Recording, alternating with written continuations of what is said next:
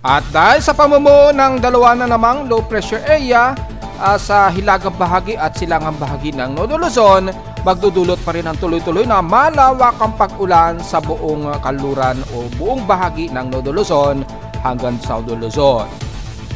Inaasahan pa rin ang patuloy na mga posible pa ring pagbaha at pagguho ng lupa.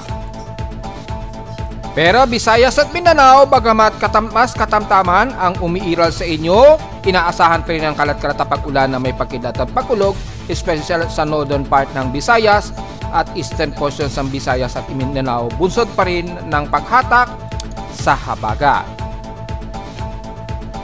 At aktibong G1 geomagnetic storm, posibleng umabot pa ito sa G2 geomagnetic activity.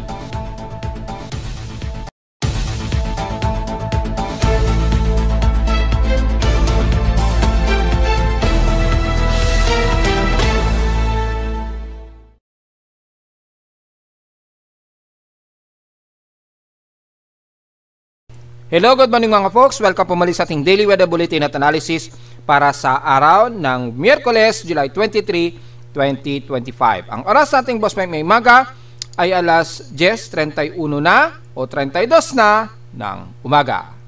Magtatatlong araw na tayo na tuloy-tuloy ang malawakang ulan pa rin sa iba't ibang bahagi ng Nodo Luzon at Southern Luzon pa rin. Kaya gaya nga po na inasahan natin kahapon ay nakinig naman ang mga local government units na maaga silang mag-suspend ng klase ngayong araw ng Miyerkules nga po. Siguro sumusubaybay talaga sila sa inyong lingkod, which is nabanggit ko. After ko ng report ay biglang naglabas ng utos ang ating Pangulo na pagsususpend sa klase ngayong araw at sa mga trabaho sa gobyerno. So medyo nakakatulong din ang inyong lingkod kahit papano, kahit na pailalim na sumisilip ang mga ibang meteorologist ni Pag-asa gaya na lamang ni Estreha. So mula sa ating status ngayon sa ating Doppler radar, malawakan ngayon ang water vapor, water vapor dito sa kanlurang bahagi ng Nodo Luzon. So alam na natin na mangyayari, malawakang pag-ulan at inaasahan po ang malawakang pagbaha ang iiral. Yan, nakitang-kita po at stable po yung Doppler radar ngayon, courtesy o Pag-asa. Makikita ngayon ang malawakan na ito ng matataas na water vapor na lumalagpas ng 20 to 30 mm. So heavy rain, moderate to heavy rain showers at very scattered po. Sumasakop ngayon sa buong bahagi ng west portions ng Zambales hanggang Olongapo na yan, kung saan nandyan ang sentro ng Doppler radar sa may bandang Subic o bandang Olongapo. Pero pagkakalam ko, bandang Subic daw ang naka-install yung isang radar dito. Yan, so aktibo ngayon yung Doppler radar dyan. At makikita po hanggang Quezon City at Caloocan and the rest ng Calabarzon ay umaabot pa rin ang matinding water vapor. Ang concentration nga lang ay nandito sa bahagi nga po ng bandang West Portion San Zambales, Central Luzon at Metro Manila. Kaya nakakaranas tayo ng intermittent at continuous rain showers pa rin na above 20 mm. Yung droplets na nakaka-capture ng Doppler radar. Ayan po, sa gusto makita po ang pinaka-animation yan, pwede nyo naman pong ma-push yan at ma-review yung area ninyo kung ano ang inaabot ng malawakang pag-ulan. Kasi kung titingnan natin dito, maabot yung heavy rain shower sa may bandang Botolan. Example na lamang yan sa may bandang Botolan. Zambales hanggang dyan na yan sa bandang Cabangan, Narciso, yan, malawakan pong ulan yan hanggang Angeles, Pampanga. Dito sa parteng Metro Manila naman, kung sisilipin natin ang buong Makati, Pasay, Paranaque, kung titingnan natin yung pinaka-latest, yan, pang 10th frame. So makikita natin ay light rain showers ngayon ang umiiral dito, mga drizzle rains. Kasama na ang Caloocan, City of Manila, Quezon City, Marikina hanggang Pasig yan. Dire-diretso yan hanggang Taytay, Rizal, Antipolo, Taguig, yan, pababa ng bandang Paranaque, Las Piñas. Ayan, makikita po yung inaabutan ng pag-ulan. Yan, Imos Cavite, yan, sa may General Trias Cavite, yan, Naik, yan. sa may bandang rest of Calabarzon area. Yan, kalat-kalat po dito sa may bandang Calamba, Laguna, Los Baños, San Pablo, yan, Tanawan, yan.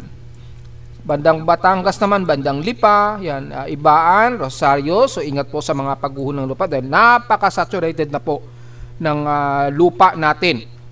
Dahil 3 araw na tayong inuulan ng tuloy-tuloy po. So mayroon ng araw na balitaan na gumuho sa Quezon City. At mayroong na-damage daw na ari-arian at mga sasakyan. So hindi naman tayo nagkulang ng paalala 2 days, 3 days ago na asahan po pag tumaas na po ang saturation ng mga lupa natin, lalambot po yan ng husto dahil sa masyado ng absorb ng tubig, lalambot yan at may inaasahan talagang pagguho ng lupa kapag mga mabulundukin o malapit kayo sa may mga mabulunduking lugar. So, lagi pa natin pinapaalahanan ng mga kababayan natin kapag malapit kayo sa may kabundukan o nasa paanan ng kabundukan, medyo layo-layo po muna kung masyado ng saturated ang lupa sa inyong lugar. Dahil inaasahan po talaga ang magkaroon ng pagguhong ng lupa. Lalo na sa mga matataas na lugar, especially dyan sa may Benguet, ay ingat po mga folks. Ayan, so patuloy pa rin tayong nakaranas ng malawakang ulan. Base na rin sa Doppler radar na nakikitaan natin dito. So sa ngayon nakataas ang thunderstorm sa may bandang Mindanao pa rin. So most likely ay ang Misamis Oriental within 12 hours po. Pero ang entire ng buong Luzon ay inaasahan pa rin ang mga pagkulog at pagkidlat. Yan. Makikita sa Doppler radar imagery, nasa mahigit 66 na lightning strikes. Pero kung titingnan natin sa real time, yan, hintayin natin mag-reload yung iba pa. Mga ilang seconds lang. Kung wala nang masyadong mag-reload, so nasa outer of 58 lightning strikes total tayo. Ay, 68. Ayun, nadagdagan na. 68 total lightning strikes. 65 dito is yung inner lightning strikes. So, lumalabas 68 ang ating total lightning strikes. Kalamihan ay nandyan po sa may bandang kanluran ng Occidental Mindoro. Ingat po sa mga kababayan natin dyan sa paligid ng Mindoro hanggang dyan sa may bandang Coron, Palawan po. Nalalabi naman sa wala namang masyadong malapit-lapit na mga pagkidlat po. Yan. So inaasahan pa rin natin ang mga localized thunderstorms po kasabay po ng mga intermittent rain showers. So sa ating current conditions, overcast, gloomy, windy pa rin tayo dito sa Metro Manila. May mga light drizzle rains pero continuous po at very overcast po ang inaasahan natin pa rin ngayong araw. Pangatlong araw na natin na tuloy-tuloy na inuulan ngayon. So yun, yung rain velocity namin 7.2 mm. So light rain po yan, kulay blue. Pero tuloy-tuloy pa rin ang buhos ng ulan at very intermittent. At ang ating tropical weather disturbance monitoring sa dashboard, makikita ay ang dami na nating low pressure area na binabantayan. Aktibo pa rin itong si dating Krising, pero low pressure area na lamang siya, under dissipation stage. Yan, under dissipating stage na po siya. Tapos si Dante, yan, tropical storm na po siya at 69 km per hour, 1 minute average yan yung 1 minute average yan. At yung kanyang pagkilos pa rin, until na wala pa siyang na-absorb. So, meron tayong bagong low pressure area at itong C90W po at yung binabantay natin yung low pressure area mula pa kahapon nasa may bandang hilagang bahagi ng Luzon. Ngayon ay nasa may bandang Ilocos sa norte na, which is yan yung lumabas sa forecast natin. Si Emong pala yung low pressure area na yon na nakitaan natin kahapon sa ating tropical cyclone assessment monitoring. Pero kalaunan ay ma-absorb din daw yan ni Dante. Medyo malayo-layo pa lamang yung distansya kasi nilang dalawa. So hanggang ngayon ay hinahatak pa rin yung monsoon trough ni Emong. Kaya patuloy pa rin ang distansya nilang dalawa at hindi pa na-absorb ni Dante. So nasa tropical depression na po si Emong, nasa 59 km per hour po. So tatlo na po ang nasa loob ng ating Philippine Area of Responsibility. Ayan, indicated naman. At dalawang nasa labas ng ating Philippine Area of Responsibility. Since C98W naman ay hindi masyado concern yan sa atin dahil walang nakikitaan po na iyan ay papasok ng Philippine Area of Responsibility sa ngayon So again, paulit-ulit ko po sinasabi ay bantayan pa rin natin yung behavior ng 98W, lalo na yung behavior ng environmental steering environment kay 98W.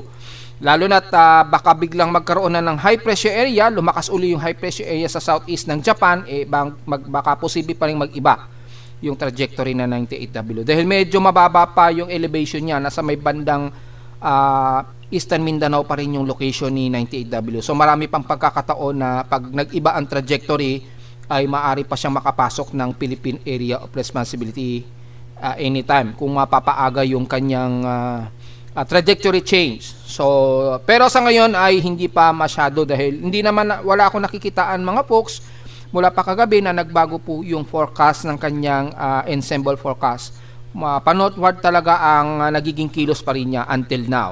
So bantay-bantayin pa rin natin mga folks. Sa lowest temperature na itala na weather station kiniyang 12:54 AM nakapagtala kami ng lowest of 24.3 degrees Celsius. So medyo cold chilling ng konti. Kahapon ganun din mababa ang aming outside air temperature. Kahapon ito ng hapon at 2:14 PM na umabot lamang ng 27.0 degrees Celsius. Ibig sabihin wala tayong komento sa heat index namin. Sa Caloocan dahil 31.9 degrees Celsius lamang ang highest heat index namin sa Caloocan. So, kung titingnan natin ang heat index, malamang bandang south lamang tayo titingin dahil ang buong bahagi ng Nolo Luzon hanggang Southern Luzon, mababa ang ating heat index niyan dahil napaka-saturated na nga po ng paligid. So, obvious naman sa amin sa Caloocan, mababa lamang ang heat index forecast. So, diretso agad tayo sa nationwide. Simulan natin sa Katimugan, lalo na sa may bandang Mindanao since mas moderate sa kanila. Sa may bandang Davao City, sa Mindanao ay 34 degrees Celsius po ang inyong heat index. So medyo mababa pero papalo pa rin yan hanggang 37 degrees Celsius starting mamayang alas 2 hanggang alas 4 o hanggang alas 5 po ng hapon. Bagamat mababa, so medyo comfortable dahil medyo nag-overcast and gloomy pa rin kayo dyan. Bagamat mas moderate ang panahon ninyo dyan sa Mindanauan. Sa may Zamboanga Peninsula naman ay ganun din. Pero mas mataas ng konti. 39 degrees Celsius kasi sa Zamboanga Peninsula at umaabot ng 41 degrees Celsius mamayang tanghali. So mas mataas kayo sa may bandang City of Zamboanga o Zamboanga Peninsula po. So medyo mas warmer po ang inyong temperatura dyan. Sa Kabisayaan naman dito medyo nagmo-moderate din pero medyo overcast din sa inyo dyan. Makikita ang sa Cebu ay nasa 39 degrees Celsius po. So mainit po, medyo hot humid po sa inyo ng bahagya dyan. Papalo pa ito ng 42 degrees Celsius ngayong tanghali. Starting 12 o'clock, dire-diretso na yan hanggang alauna ng hapon po. Na nasa highest of 42 degrees Celsius ang expected heat index ninyo dyan sa may bandang Cebu po. Sa bahagi naman ng bandang Mindoro, wala tayong magiging komento dyan dahil patuloy ang maulan ngayon dyan. So, bandang Visayas at Mindanao lamang na medyo moderate ang panahon pero very overcast pa rin. So, nakakaranas pa rin kayo ng mga kalat-kalat na pag-ulan dyan dahil yung flow ng southwest monsoon nagpapang-abot pa rin dyan. Mas manipis nga lang yung daloy ng southwest monsoon sa inyo sa Visayas at Mindanao. Mas malakas ang daloy ng southwest monsoon dito sa may bandang Southern Luzon pataas. Yun. So, ramdam pa rin ang habagat dito sa Visayas at Mindanao, mas manipis nga lang, hindi kagaya sa amin sa Luzon hanggang Southern Luzon. Samantala, meron tayong active na space weather status ngayon. Meron tayong G1, Geomagnetic Field, 5.0 KP Index. So, reviewin po natin, inaasahan po natin ang report nito kaninang 6:52 AM. So, nasa onset moderate ang inaasahang NOAA scale nito, G2 Geomagnetic Storm. Kaya expected na magkakaroon ng aerial impact forward of 55 degrees geomagnetic latitude ang mga nasa northern hemisphere po. Then, possible na naman ang mga power grid, mga posibleng moderate fluctuations, yung medyo kakadyot yung kuryente. So, expected po natin. Hopefully, i-ready na ninyo yung mga uninterruptible power supply ninyo kasi yan po ang posibleng mag-induce niyan. Lalo na sa mga high latitude power systems, yung mga nasa mga bundok ay posibleng magkaroon ng mga alarming sa mga bansang may mga voltage monitoring. Sa Pilipinas ata meron na rin tayo pero piling lugar lang ata. Na kapag nagkakaroon ng voltage alarm, nagka-cut down yung power. Yun. So, yun po. Kapag may bagyo tayo at lakas ng bayo yung hangin, nadedetect yan ng voltage alarm and then temporary ay isya-shutdown niya o puputulin niya muna yung supply ng kuryente. Naranasan natin yan noong mga nakaraang taon na nagkaroon tayo ng bagyo, di ba? Kaya nagba-brown out automatic sa iba't ibang lugar na kung saan malakas ang bugso ng hangin. So sa mga maapektuhan ng geomagnetic field, posible rin mangyari yung mga ganun po mga folks. At sa ating namang spacecraft sa outer space, expected na magkakaroon naman ng disorientation, irregularity. So expected na medyo hindi magiging accurate yung pinpoint ng satellite sa pagmamonitor ng mga tropical cyclone. Magkakaroon ng madalas na jolting yan o backward jolt. Yan, magkakaroon ng mga backward jolt na inaasahan yan ha. Kasi yung satellite na apektuhan ngayon, dulot nga po ng geomagnetic field. Expected sa mga radio o high frequency radios ay magkakaroon ng mababang frequency. So magkakaroon ng noise at meron tayong inaasahan na aurora sa Northern Hemisphere po. Especially daw sa may bandang Washington. So kung titingnan natin dito, ayan po ay sa Southern Hemisphere. Sa Antarctica ay mataas ang wave ng auroral activity. So more than 50% po yung auroral activity. Sa Northern Hemisphere naman, hindi masyado, pero ay kita yan sa Northern Hemisphere yan sa may bandang Washington daw. Ayon yan sa NOAA. Pero makikita natin yung actual dito halos bandang extreme northern ng hemisphere. Tapos ang Southern Hemisphere naman, kung titingnan ninyo, mas mataas, maabot ng 50% sa may bandang Antarctica. So mas glowing ang mga nasa Antarctica po. Yung propagation po dahil epekto ng radial velocity, medyo may lihis na fluctuation dito. So kung sisilipin natin saan nanggagaling yan, sa sunspots, meron pong slight na katutok sa Earth, yung AR 4149, ayun yung sunspot niya. Kaya medyo meron na naman tayong nakakaramdam na naman tayo ng space weather status at solar wind. Bagamat medyo mababa, 101 yung sunspot number, pero nagpa-propagate po yung kanyang geomagnetic field. Yan. So makikita natin dito, kahapon nagkaroon ng very high speed fluctuation ng solar wind. Yan nag-very high So nagloko po yung ibang satellites niyan, palamang. Pero biglaan lamang yan. And then ngayon ay nasa at least above normal speed po ito, na humihigit sa 500 km a second. So halos magto 2 million km per hour po yan kung i-convert sa kilometers o metric. So nasa 1 o'clock at 7 o'clock ang propagation ng LASCO. Ano po yung propagation yan? Yung burst ng solar wind po, malolocate yan bandang 1 o'clock to 2 o'clock. Ito yung 1 o'clock o 2 o'clock coordinate location. Ito yung haring araw. Yan. And then, nakaharap siya sa Earth. Ganyan po yung ibig sabihin yan. Then, 7 o'clock yung propagation dito. Yan, na makikita. So, yun po yung explanation dyan. At ganun din sa magiging epekto sa burst ng haring araw. So, inaasahan po natin yung NOAA KP index natin ngayong araw ay posible pang umabot ng 5.67 KP index o G2 geomagnetic field. Yan. Ngayong araw lang naman ang ipinapakita nito, pero bukas hanggang sa ikatlong araw ay inaasang mag-unsettle lang ito hanggang active na 4.0 KP index. So makikita naman natin dito mababa ang radio blackout possibilities at 1% naman sa solar radiation. Wala masyadong solar radiation. So yun lamang ang pinaka-latest nito mga folks sa ating geomagnetic activity. Samantala kung tatabi naman natin sa PX Extremes in past 24 hours, nangunguna ang hinatuan sa may pinakamainit na air temperature na 34.5 degrees Celsius. Sa Baguio City, almost stationary na nasa 17.6 degrees Celsius, the west temperature yan. At sa Inlola naman ay ang Subic Bay ay nangunguna sa may pinakamataas daw na 232 total rainfall. So nangunguna sila.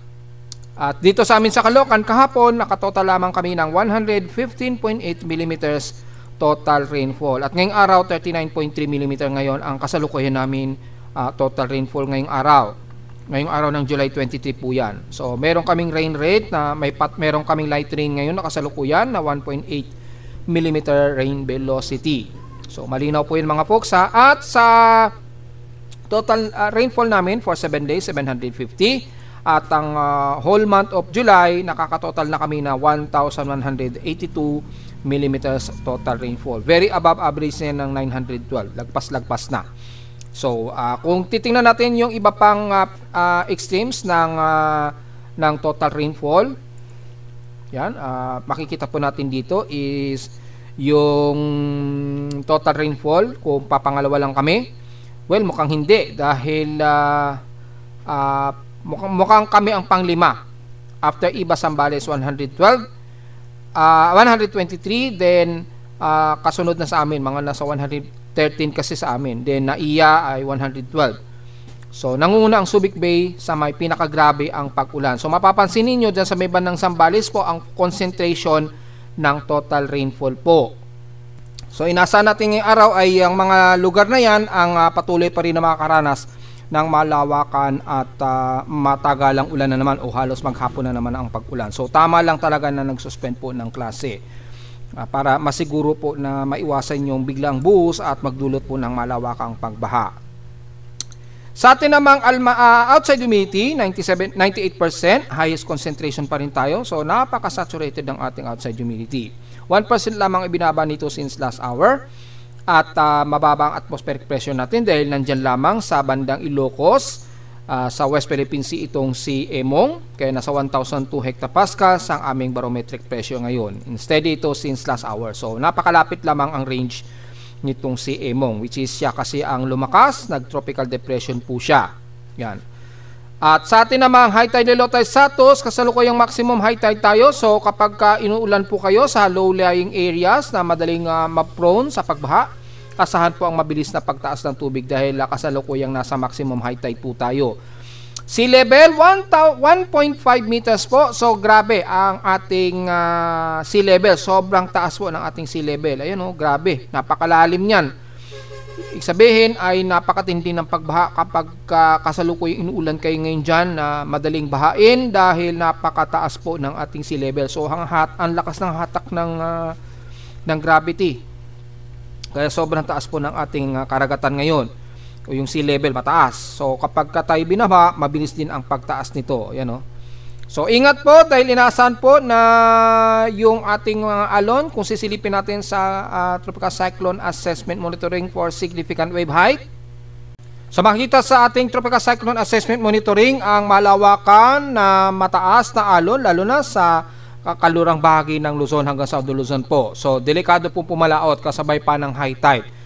Kaya yung mga nasa katimugan lamang ang maaring siguro makakapaglayag, pero ingat pa rin dahil sa daloy po ng habagat. Despite na medyo mas manipis kumpara dito sa amin sa Luzon hanggang Southern Luzon. So sa ating almanak, sumikat ang haring araw kaninang 5:37 AM. Inasang lulubog po ito mamayang 6:28 PM. At since mag-new moon na tayo halos, so hindi na natin muna i-report dahil 4% na lamang yung sinag ng buwan yan. At inasa natin ang hanggang bukas po yan, mag-new moon po siya. Sa ating local weather outlook naman, para ngayong Miyerkules hanggang Huwebes, ay ngayong araw ay magiging maulap pa rin at tuloy-tuloy pa rin ang mga intermittent rain showers natin. Matik po yan, ganun din hanggang bukas po yan ng Huwebes. Manatiling 100% ang ating mga tsansa ng pag-ulan. Highest and lowest temperature expected ay 27 degrees Celsius pareho hanggang bukas. And lowest temperature expected ay pareho din ang lowest temperature hanggang bukas, 25 degrees Celsius. Sa local weather advisory, well, late na ito, 3 o'clock ang huling report ni pag-asa nito, pero namataan nila ang sentro ni Tropical Depression Dante, layong 905 km east ng extreme northern Luzon po yan. So ngayon, mga nasa around 900 o 600, bandang 600 to 900 pa rin yung layo niya sa may bandang extreme northern Luzon. Ang pinag-reference point ko kasi nito ay bandang Itbayat Batanes na siya, yung huli. So tingnan natin at pag-update po tayo niyan. At yung may maximum sustained wind na 55 km per hour at bugsong umabot ng 70 km per hour. Ngayon ay kanyang 1 minute average ni Dante 70 km per hour. So mga 65 km per hour ang approximate niyan to 66 km per hour yung maximum sustained wind. Yan. At yung bagong low pressure area na namataan nga, ito na ngayon si Emong na. Namataan ito sa coastal waters ng Calayan Island, Cagayan. Ngayon, nandiyan na sa may bandang west-northwest ng bandang Bangi. Ilocos Norte na siya ngayon. As of 9 o'clock AM po yan. Yan. Tinawag na po ito sa aking system na Emong. Ngayon ay sinundan na yan ni Pag-asa. Asahan na natin na susunod na po yan si Pag-asa na tatawagin na yang Emong. Namataan ito sa coastal waters ng Calayan, Cagayan. Wala pang initiate na maximum sustained wind. Pero ngayon, as of 11:28 AM si Emong, yung 1 minute sustained wind niya, 1 minute average 61 kilometers per hour na to. So malamang nasa mga 55 to 56 kilometers per hour na yan, which is i-discuss natin yan maya-mayang konti. Diretso muna tayo sa ating ginagamit na satellite imagery. So ang entire ng buong Luzon hanggang sa Luzon pa rin gaya kahapon ay magiging malawakan pa rin ang mga pag-ulan natin na may kasamang pakilat at pagkulog ha. Pagamat dito, magkakaroon lamang ng mga madalas na isolated rain showers sa may bandang silangan ng Luzon, pero makakaranas pa rin kayo dyan sa buong bahagi ng Isabela hanggang halos buong Cagayan Valley ng mga kalat-kalat pa rin na pag-ulan. Ganon din sa bahagi ng Quirino hanggang Quezon Province ng Kasiguran Aurora, pababa na yan hanggang Bicol region na po yan. Sa kanluran naman, well, as usual, nandyan po yung range ni Emong. Ito po ngayon si Emong, yung pinaka sentro ni Emong ngayon, dyan sa may bandang Bangi siya ngayon, yung pinaka-sentro niya. Dahan-dahan din ma-absorb din yan ni Dante dahil patuloy na hinahatak yung kanyang habagat patungo kay Dante. So masyadong malakas humatak itong si Dante ha, long range, at patuloy pa rin na sumasayaw itong dalawang ito. Nagkakaroon lamang ng resistance dahil bumalandra itong si Emong dito sa may bandang hilagang kanluran ng Northern Luzon, which is yun pala yung lumalabas sa forecast natin na isang aspiring low pressure area. So lumalabas pala si Emong na pala yun. Yan, yung developing na yan. At nag-embed na ngayon siya sa malawakan na habagat, yung southwest monsoon, yan. Abot hanggang Southern Luzon po ang malawakan na yan na habagat at habagat rains.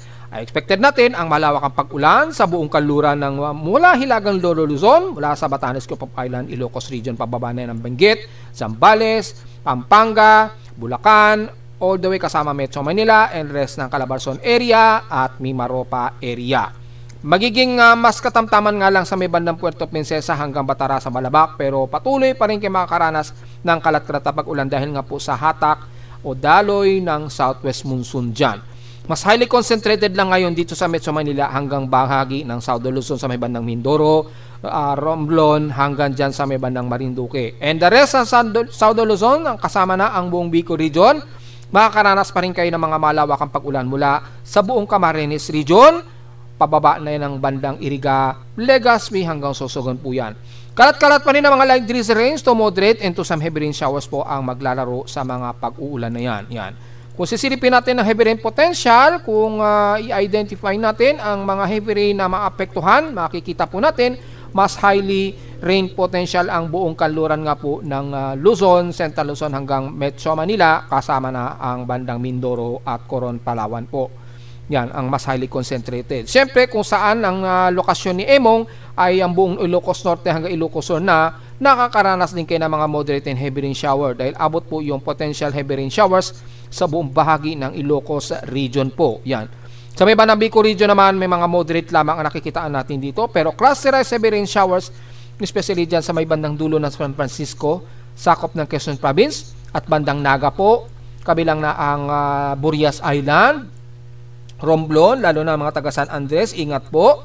At dyan sa may dulo po ng kanluran ng bandang Malay o Libertad. Sakop yan ng Antique pa at ito. Sakop pa rin ata ito ng Antique or Aklan. Yan, Aklan. Pagitan ng Aklan at Antique po. So, sa may bandang Visayas region na po yan. So, halos ang buong northern part ng Visayas, mula sa pagitan ng Masbate hanggang northern Samar sa Eastern Visayas at northern part ng Panay Island naman sa west portion sa Manang Visayas, moderate to some heavy rain showers pa rin at scattered rain showers po ang iiral sa inyo dyan. Pero mula dito sa may bandang region ng Negros region hanggang Cebu, Leyte at katimugang bahagi ng Samar, bagamat overcast and very gloomy pa rin kayo dyan, pero medyo mas moderate ang panahon ninyo dyan. Mga mostly cloudy nga lang ang medyo iiral sa inyo. So mga kalat-kalat pa rin na pag-ulan ang naka-forecast. at localized thunderstorm. So medyo may warmer, humid kayo dyan kahit papaano. Kabilang na ang Cebu, Bohol, Siquijor man yan, or bandang Southern Leyte po. Pero magiging overcast pa rin ang inyong paligid.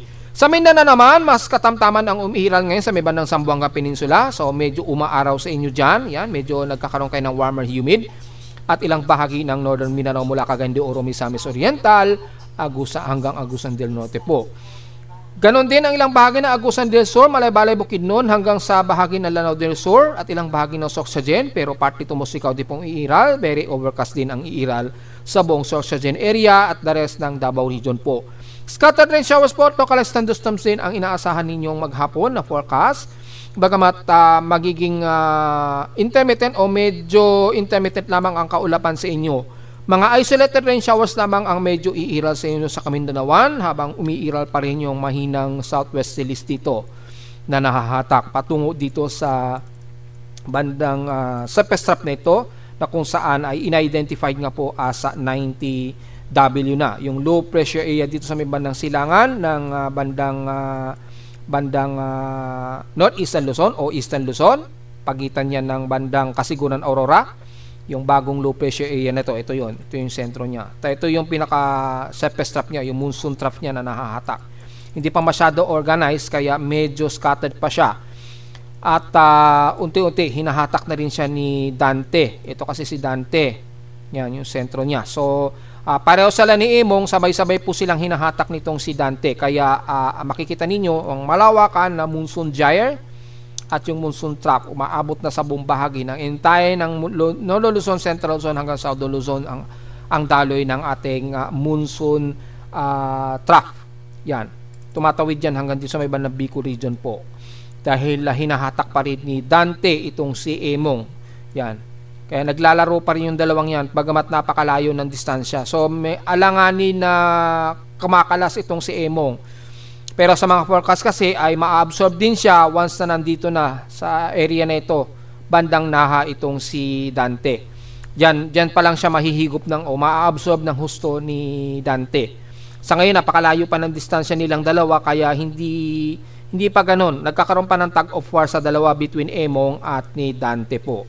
So ingat pa rin ang buong bahagi ng Luzon hanggang sa Luzon pa rin ay tayo pa rin kasama ang Metro Manila na mas makakaranas ng malawakang intermittent rain showers. Madalas mga light to moderate, minsan ng heavy rain, pero tuloy-tuloy po at halos maghapon ang magiging pag-ulan. So inaasahan pa rin ang mga pagbaha. Ingat po sa mga kababayan natin na nasa labas pa rin na patuloy na bumibiyahe or mga nasa ibang trabaho pa rin na bukas. At inaasahan natin walang masyadong service din ng mga gobyerno natin dahil nag-declare din sila na walang pasok daw na naibasa natin sa balita kahapon. So, kamusta naman natin ang ginagamit na computer-generated tropical cyclone sector? 5 na po ang ating binabantayan na mga aktibong, mga low pressure area hanggang tropical cyclones. 2 na po ang napangalan na local name. Una si Dante na 10W at si Emong na 11W. Kaninang 9 o'clock, dineclare ito na aking tropical cyclone sector. Yan, makikita ninyo, malayo pa yung distansya nila. As of 11:15 AM na ngayon, ang central air pressure ni Dante, since hindi na natin masyado papansinin yan dahil under dissipating stage na siya at napakalayo na niyan. So, diretso agad tayo kay Dante. Ang central air pressure niya ngayon, 995 hectopascals. So, pasok siya sa tropical storm category at 70 km per hour, 1 minute average sustained winds at bugsong umabot ng 91 km per hour. Sa 10-minute average wind speed, tropical depression pa rin yan at 61 km per hour at bugsok umaabot ng 79 km per hour. Kumikilos ito pan-northwestward sa layong 23 km an hour. So, pan-northwestward pa rin ang kilos niya. So, makikita natin dito ang distansya niya. Ang magiging reference point na lang natin ay ang Itbayat, Batanes. Nasa approximate na layo ito na 794 km east ng Itbayat, Batanes. Samantala naman itong si Emong nasa may karagatan na ito ng Burgos, yon or bandang Pasukuin kung susukatin natin yung distansya niya mula sa may bandang Lawag, Ilocos Norte na lamang. Yan, sukatin natin. Layo niya 75 km west-northwest ng Lawag, Ilocos Norte.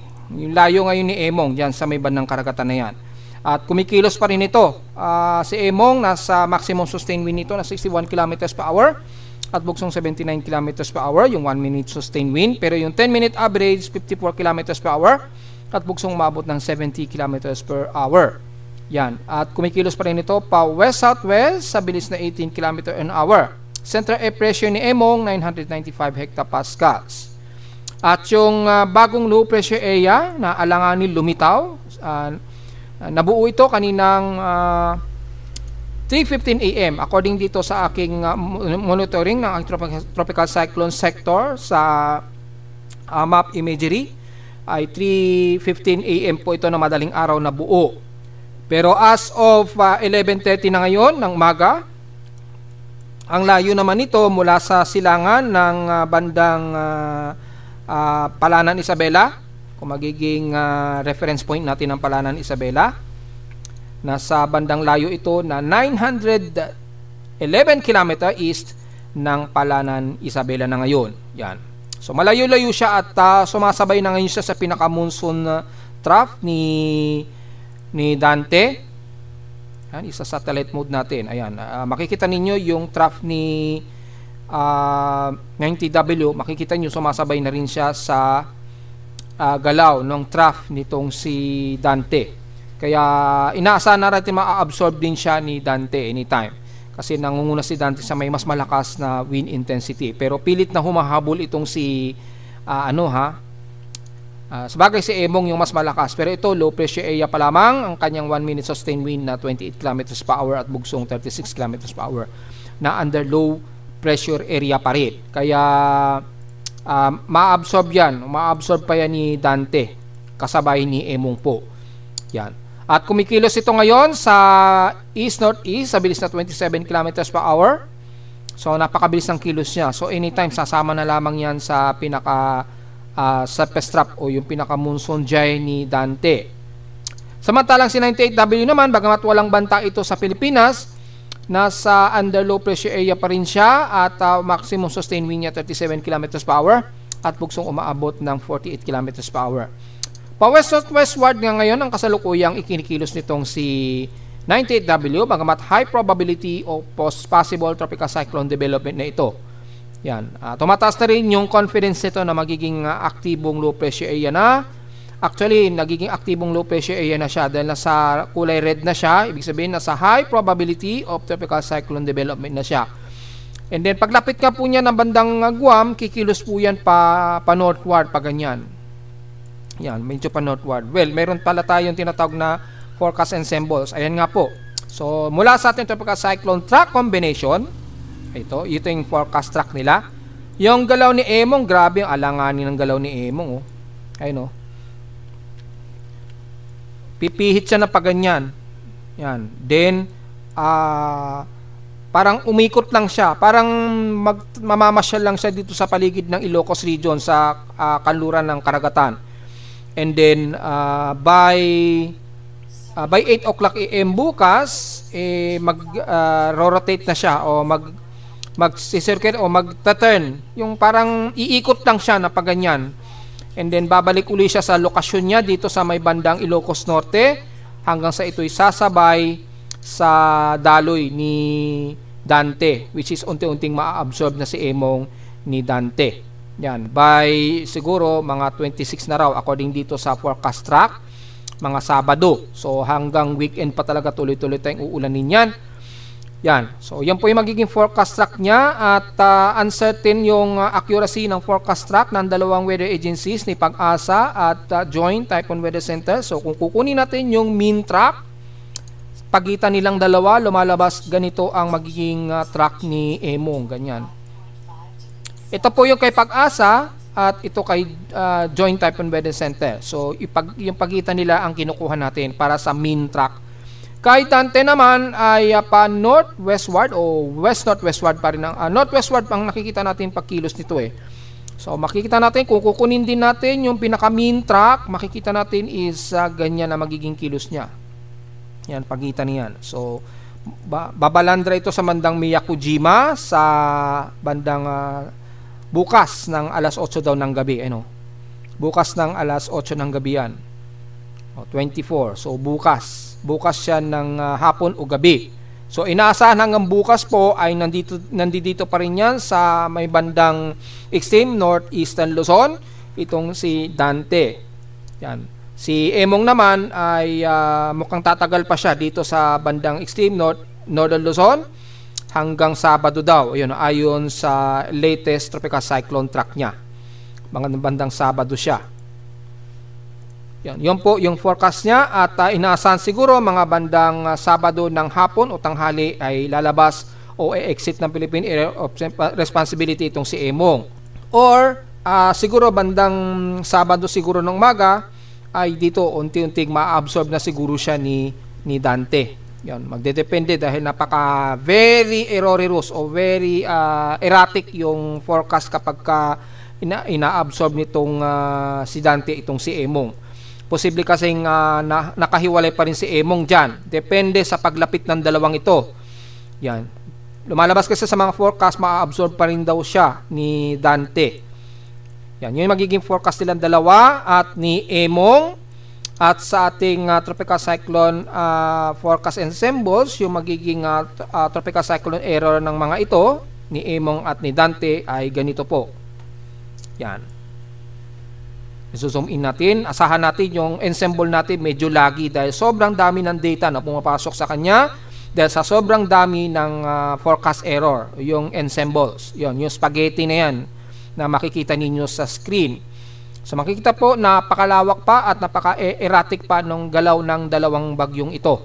Yan, si Emong at si Dante. Yan. So kung i-separate natin yung forecast track nila between Joint Typhoon Weather Center data at ni Pag-asa, yan, kompleto po tayo. Makikita natin ang forecast ni Pag-asa at ni Dante between Emong. Yan, parang magsasalubong sila rito pagdating dito pagka-exit ng PAR. So makikita ninyo paano magsalubungan yung dalawa. At makikita rin nyo rin yung magiging oras ng propagation nila hanggang bukas po yan ng alas 8 ng hanggang Biyernes. Hanggang Sabado po yan. So hanggang Sabado. So medyo mabagal-bagal yung forecast track ng galaw ng bagyong ito base rito sa ating forecast track. Yan. So mananatili pa rin si Emong daw sa extreme northern Luzon hanggang 25 ng July. So Friday, hanggang Friday pa siya dito mananatili sa may bandang Batanes, Cupop Island or Calayan Island.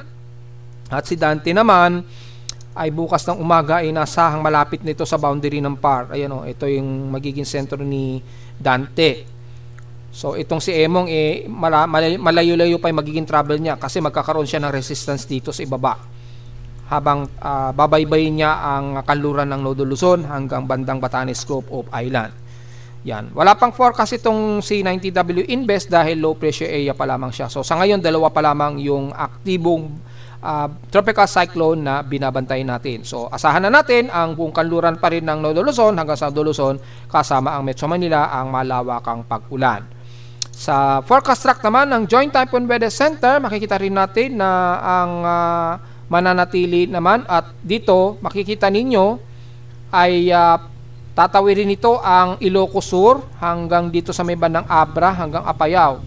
Yan, ito yung base sa pinaka-latest ng ating tropical cyclone sector. At makikita natin by 25 o Friday ay inaasahan na nandito yan sa may bandang dulo o baybayin ng Cagayan. Yan. At inaasahan natin bandang Camiguin or Babuyan Islands ay dediretso ito pa Hilagang Silangan. Yan, hanggang bandang Sabado na po yan ng alas 8 ng umaga. So yun po yung magiging track malayo dun sa forecast track ni Pag-asa. Pag-asa ay halos hindi ito maglalandfall sa kanlurang bahagi ng Ilocos Region. Yan, malayo dun sa forecast track ni Pag-asa, pero pagdating kay Joint Typhoon Weather Center ay ito ay maglalandfall sa may bandang Ilocos Sur. Yan. And then babaybay nito ang buong Abra hanggang Apayao. And then tatraverse ito ng bandang Abulong dyan sa may bandang Cagayan, dulo ng Hilagang Cagayan. So malayo po ang lumalabas na forecast nila, kaya kung titingnan natin yung mean track nito ay bandang Ilocos Norte din ang magiging tumbok nito. Kung kukunin natin yung pinaka-closest accuracy between kay Pag-asa at Joint Typhoon Weather Center. So bandang Ilocos Norte ang magiging expected na forecast na ito ay tatawid itong si Emong. Pagkaikot niya, bandang bukas po yan. Yan po yung pinaka-latest natin, at kay Japan Meteorological Agency naman ay wala pa siyang latest na track kay Emong. Yan, so far. Kay Dante pa lamang at kay WIPA. So makikita natin dito rin sa may bandang Miyakojima tatawid nitong si Dante according sa forecast track ng Japan Meteorological Agency. So yung pagsasama nila, mas mataas ang accuracy between kay Japan Meteorological Agency at kay Pag-asa. Sa Joint Typhoon Weather Center, medyo malayo pa yung kanyang forecast track ng konti. Yan. So, yun po yung pinaka-analysis natin at mas detalye para mas malaman po ng mga kababayan natin yung mga probabilities na magiging trajectory ni Dante at ni Emong. Mula naman sa ating forecast gamit ang ating Tropical Cyclone Assessment Monitoring sa magiging sitwasyon ng tatlong low pressure area at dalawang aktibong bagyo na ngayon. Mula sa ating West Pacific Basin ay napaka-broad ng kanyang influence. Mula sa ating formation probability, ayan grabe, magkalinya ngayon itong si Emong at si Dante. Humaba yung distansya nila. So in-expect natin talaga kahapon ay magsasama na itong dalawa. Nagkaroon lamang ng bahagyang resistance at nag-iba po yung naging trajectory ni Emong dahil nagkaroon ng resistance dito sa kalupaan nga po ng extreme nodal zone. So hindi agad siya nahatak ni Dante. Ang resulta po ngayon ay naging broad po yung kanilang outer trough. At inasahan natin na tuloy-tuloy po yung pinaka-monsoon gyre ng dalawang ito na magbubunsod ng malawakang ulan pa rin sa buong bahagi ng Luzon area hanggang Southern Luzon. Mula naman sa ating global spectral model, makikita natin ang pagkilos nitong si 98W. Makikita natin ay humina po yung atmospheric pressure dito sa may bandang southeastern ng Japan. So habang mahina pa yan, tututukan nating maigi yung galaw ni 98W pa rin dahil baka mabulaga tayo, biglang magkaroon po ng high pressure area dito. Sa ngayon, mahina pa at hindi masyado malakas yung ridge of high pressure area. Kung double check natin sa mean sea level pressure, ayan, makikita natin ay biglang humina yung high pressure area habang humihilaga itong si 98W. So malakas po yung tulak sa kanya at nakakagawa pa rin siya na kumilos pahilaga.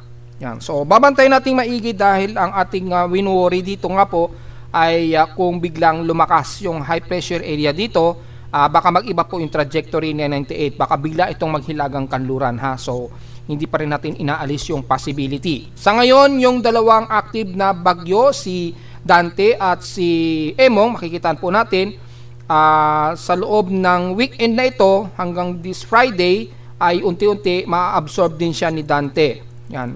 Within 2 days po ay maglalaro itong dalawang ito, magsasayawan itong dalawa ito sa pagitan ng extreme nodal Luzon, habang umi-exit itong si Dante. By estimated July 24 po yan. So, bukas daw ng Thursday. Gaya na ating forecasting ng mga nakarang araw. Mga Thursday o Friday po, alanganing oras.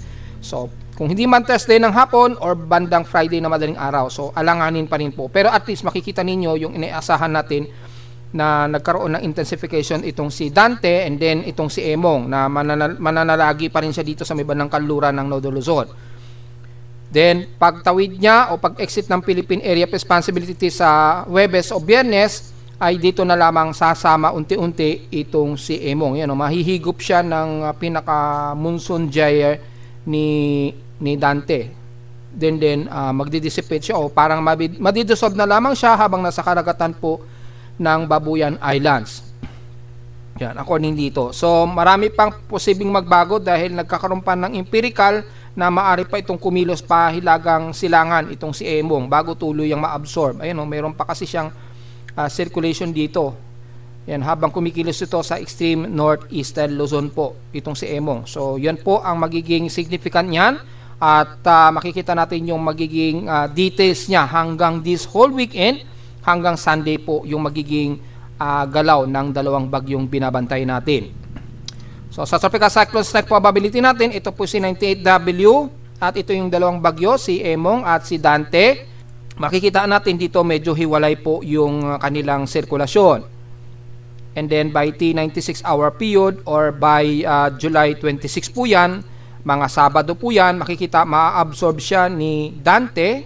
Makikita po na hihigop pa rin siya, na-absorb siya ni Dante habang umi-exit ito ng Philippine Area of Responsibility, itong si Dante. Samantalang si 98W naman, walang nakikitaan na ito ay babalandra pa rin sa ating Philippine Area of Responsibility by Saturday and by Sunday po. Ayan, naging isa na po silang dalawa, ni Emong at ni Dante. Tapos ito naman si 98, makikita mo ay pahilaga pa rin ang ikinikilo. So walang nakikitaan pa rin si 98W na ito ay magbabago ng trajectory. So sana hanggang sa ito ay lumagpas na sa boundary ng ating PAR, next week, mga Monday, wala na siya sa pinaka-range ng Philippine Area of Responsibility itong si 98W. Samantalang itong si Dante na magko-conjoin between Emong ay magpapaulan na ng husto dito sa may bandang Eastern China. So makakaranas din ang buong China ang mga pag-ulan. Pero sa mga araw na yan, by Sunday ay aabutin pa rin ang extreme Northern Luzon ng at least hanggang 30 to 40% ang buong Northern Luzon na makakaranas ng tropical cyclone strike probability ng bagyong ito. Si Dante, kapag ka nag-conjoint na sila ni Emong. So magkakaroon pa rin tayo ng mga tuloy-tuloy na pag-ulan hanggang this Sunday. So malinaw po yan ha. At sa mga computer models, ang GFS ganoon din na pinapakita ma-absorb siya by Friday or Saturday ni Dante. At pagpapatuloy ng malawakang ulan pa rin sa buong bahagi ng Northern Luzon. Ganon din kay SMWF, ganon din ang simulation niya. Yan, itong si Emong. And then pagdating po ng bandang Biyernes o Sabado, sasama din siya kay Dante na magsasama silang dalawa. At itong si 98W, makikita pahilaga rin ang ikinikilos, which is walang banta sa bansa. Kay NABGEM naman ay ganon din na pinapakita. So very high confidence ng forecast nilang lahat, nilang apat. Mula kay Japan Meteorological Agency at Pag-asa ay pare-pareho ang ipinapakita ng mga forecast. So ibig sabihin lamang ay ganyan ang inaasahan natin na magiging galaw ng tatlong bagyong ito. At yung pagsasama ni Emong at ni Dante. Pero yung si 90W ay halos magsasurface trap lamang ito.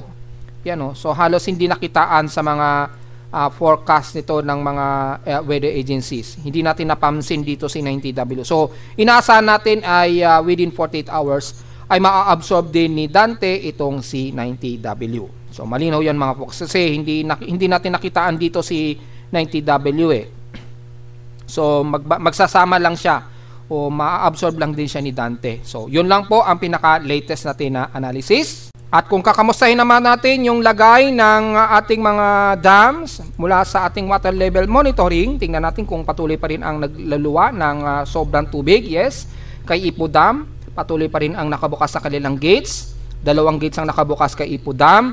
Kay Ambuklaw ay 6, kay Binga Dam ay 5. Yan, tuloy-tuloy pa rin ang pag-release nila ng sobrang tubig dahil tuloy-tuloy pa rin ang pag-apaw ng mga dam na ito. Bagamat kay Angat Dam, stable pa rin siya na nasa 199 meters. So safe siya sa pinaka-normal high water level deviation na 210. So mas safe pa ngayon si Angat Dam. Kay La Mesa Dam naman ay nasa 79.94 meters ngayon mula sa 80.7 kahapon. So halos paapaw pa rin itong si La Mesa Dam. So anytime pwede pa rin silang magbukas ng gates. Depende na lamang kay Hydrological Center kung magre-release sila dahil halos apaw na rin itong si La Mesa Dam. Konting-konti na lang, ilang points na lamang ang difference nila. Mga halos 0.21 meters para umapaw itong si La Mesa Dam. So, ewan natin kung magbubukas sila ng gate and the rest naman ay stable pero halos normal naman ang iba. Gaya na lamang ni San Roque at kay Magat Dam. So far, kaya pa. May mahigit sa 8.84 meters pa bago umapaw ng husto. Si Caliraya, stable naman siya dahil bandang katimugan na ata itong si Caliraya, correct me if I'm wrong. So ngayong araw po sa latest natin na tracks, yan yung 23, so stable pa rin ang apat na importanteng dams na to mula kay Angat, Ipo, La Mesa Dam at Magat Dam. Between kay Magat Dam at Angat Dam ay patuloy pa rin ang pagtaas ng kanilang mga water reserves. Yan. Between La Mesa Dam naman ay stable naman yung pinapakita. Ayan, very stable. dahil halos paapaw pa rin itong Sila Mesa Dam. So itong si Magat Dam ay patuloy pa rin ang pagtaas ng kanyang water reserves. Yan. Kay Angat Dam, yan, grabe ang pagtaas, grabe ang taas kay Angat Dam. Sa kanya siguro malakas ang buhos ng ulan, yung papunta sa kanya yung mga tubig, kaya ang bilis ng pagtaas niya mula nung July 19. Then ito ngayong araw. So tuloy-tuloy pa rin ang pagtaas niya at hopefully ay hindi binabaha sa paligid ng dam na yan, dyan sa Angat Dam. Sa ulat din do, so far ay medyo noisy pa rin ating seismograph at medyo moderate na mga pagyanig ang medyo na-detect natin sa ating seismometer, pero wala namang sobrang malalakas na pagyayinig ang na-detect. So mula sa data feed ni PBox, yan, as of 12:47 na ngayon ng tanghali, yung huling data ay mula kanina madaling araw, 1:23 AM, merong pagyanig, magnitude 4.6, dyan sa may bandang southeast ng Bangaga, Davao Oriental na naman. So nagkaroon na naman ng medyo pagyanig na naman dyan sa may bandang Bangaga, na may lalim na 23 km ang depth. So ingat po mga folks, din mukhang nagka-clusterize naman ang mga pagyayinig dyan sa may bandang Davao Oriental. At pangalawa naman, dito sa may bandang northeast ng Bayabas, Surigao del Sur, so bandang Eastern Mindanao na naman siya. May lalim na 2 km lamang, so napakababaw ha, magnitude 4.4 po yung kanyang magnitude frequency. At ang isa naman, kaninang 12:02 PM, ngayong tanghali lamang, nagkaroon ng magnitude 4.7 na may lalim na 10 km depth dyan sa may bandang Bunawan, Agusan del Sur naman. 12:02 PM po ito naganap. So nagkaroon ng malamang intensity 1 to 2 ang paligid na yan ng Agusan, paligid ng Rosario, La Paz at Loreto at Bunawan. So hopefully walang nagkaroon ng cracking sa inyo dyan na magkaroon ng magnitude 4.7. Malakas pa rin yan dahil mababaw lamang yung pagyanig niya. So nagkaroon kaagad tayo ng at least 3 na magnitude 4 plus, isa sa halos malapit ng magnitude 5, at least 4.6 yung pinaka-closest niya at magnitude 4.7. So marami na rin ang nai-record na mga pagyanig dito sa atin sa bansa. Kalamihan ay sa may bandang Eastern Mindanao. So mag-iingat po mga folks. At mula sa ating historical earthquake data, para sa total earthquakes natin for the month of July.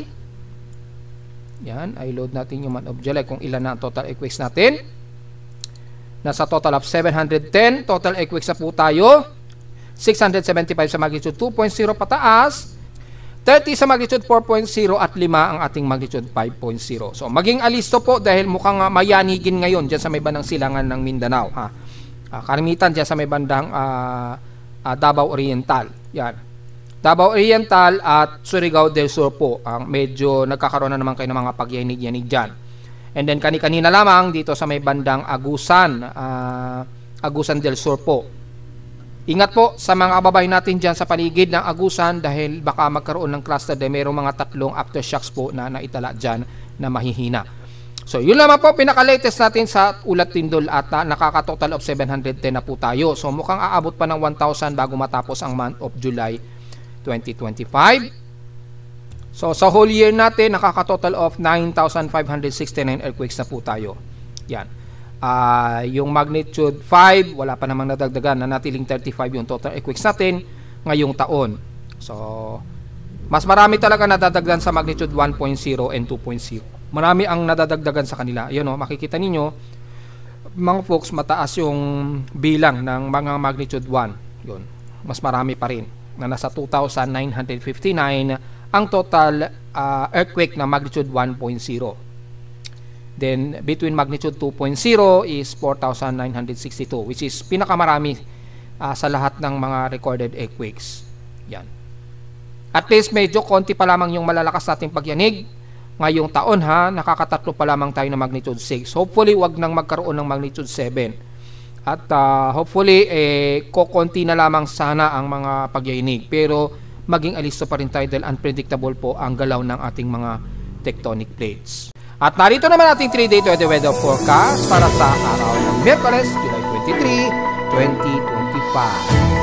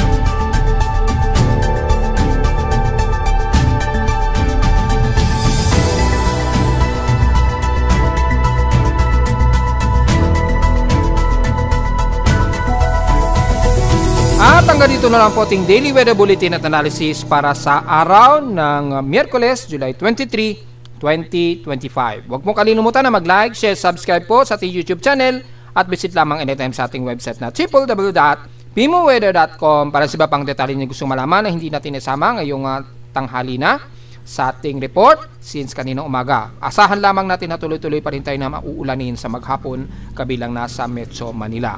At visit lamang sa ating website sa gustong palaman pa rin ang pinaka-dynamic events mula sa reading ng aking aparato sa Caloocan at sa data feeds mula sa iba't ibang weather agencies. Maraming salamat po mga folks at magandang tanghali na po sa ating lahat.